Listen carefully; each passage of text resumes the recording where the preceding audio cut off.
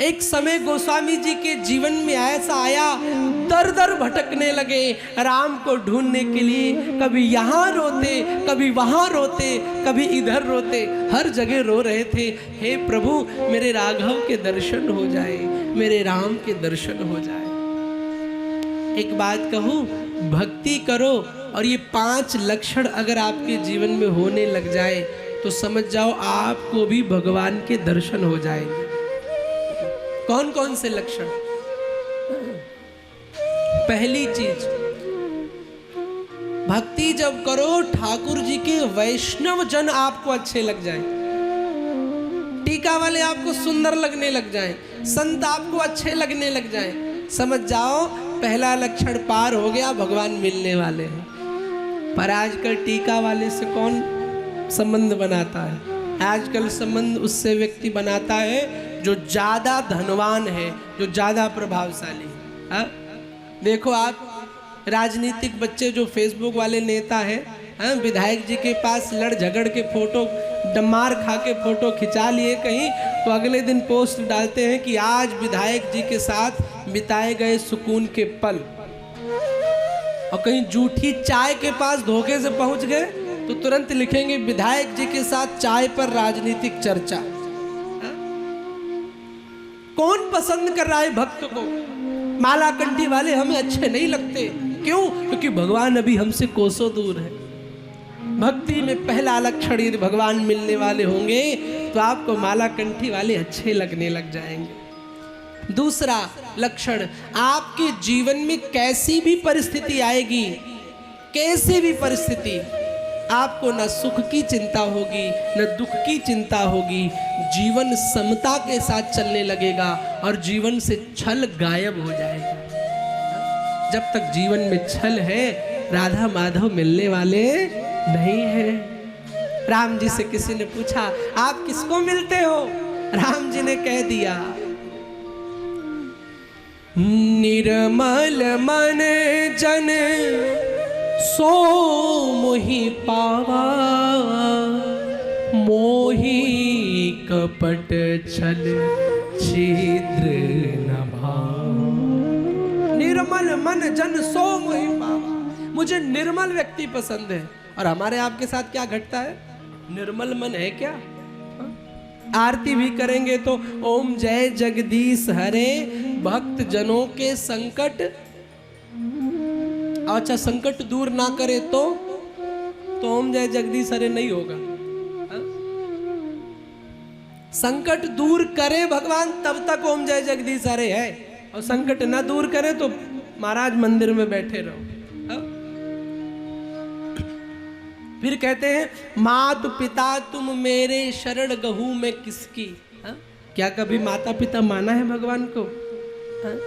अगर माँ बाप मानते तो माँ बाप का कहना भी मानना पड़ता है। आप भी शास्त्रों की बात मानते क्योंकि भगवान ने अपनी वाणी सदैव शास्त्रों के द्वारा कही गई है।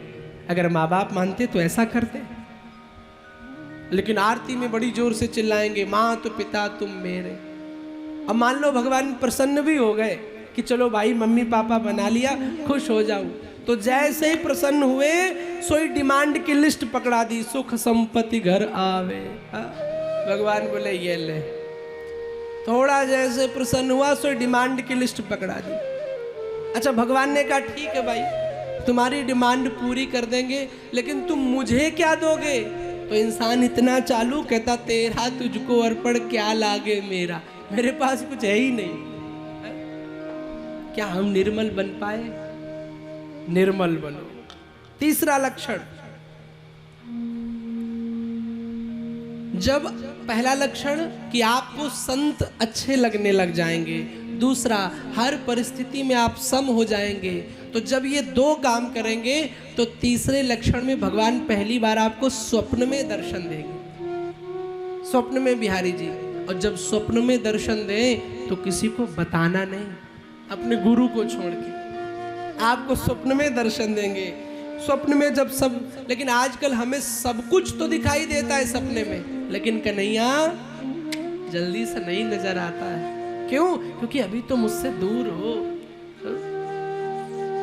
और जब ये भी हो जाए, जब स्वप्न दर्शन देंगे तो चौथी बार आपको अनुभव दर्शन देंगे। बहुत अनुभव की बात बता रहा हूं।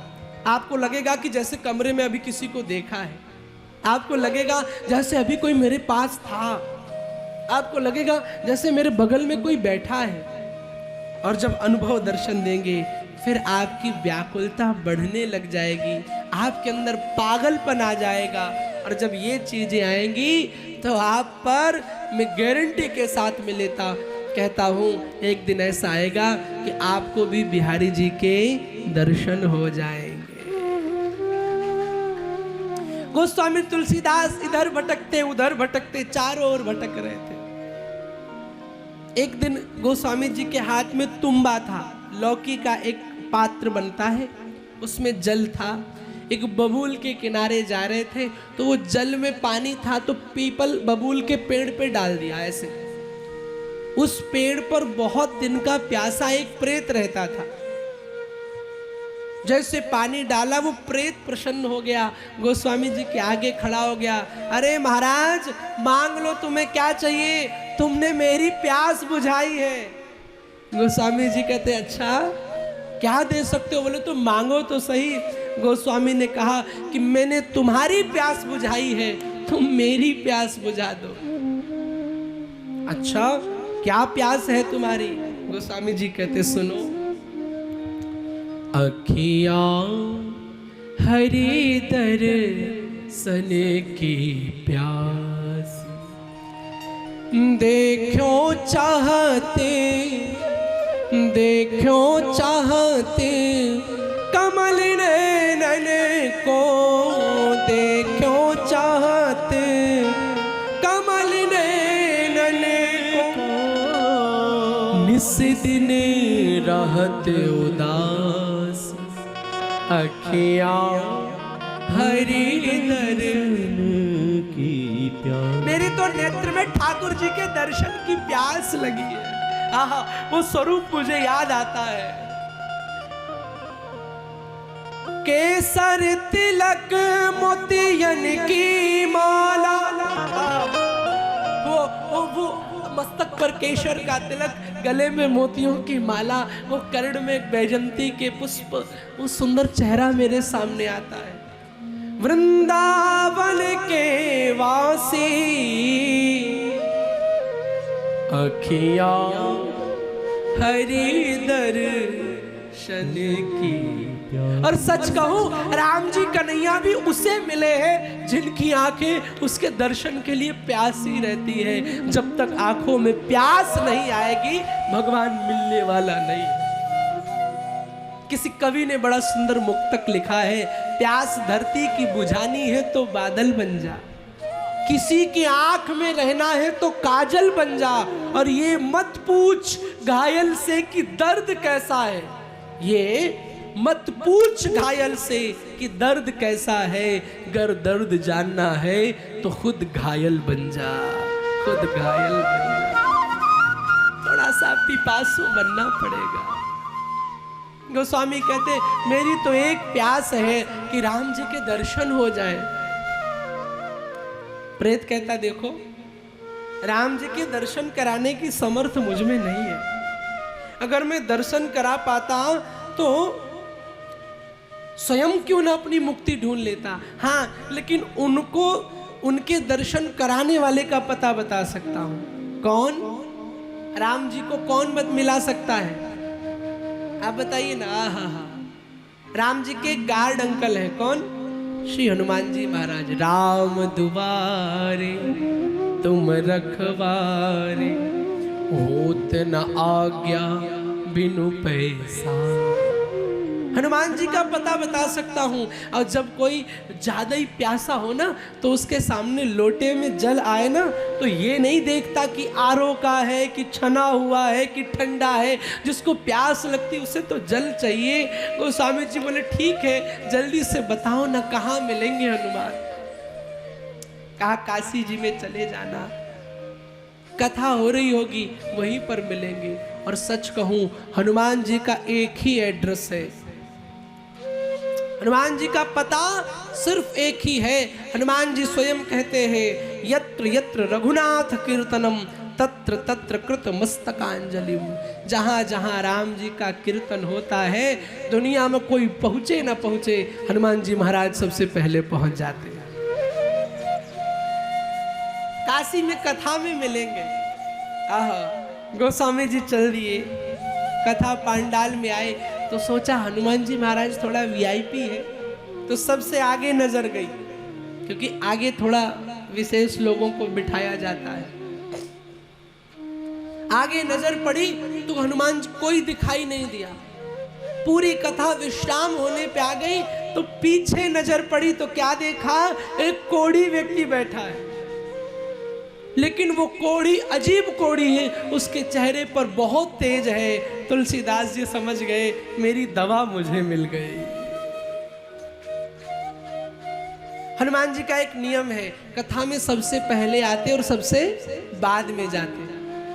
सारे चले गए, वो कोढ़ी नहीं गया। गोस्वामी जी पहुंच गए। बाबा आप नहीं जाओगे? गोस्वामी जी कहते तुम, हनुमान जी कहते तुम जाओ ना। नहीं नहीं बाबा, अब कृपा कर दो, मैं पहचान गया हूं।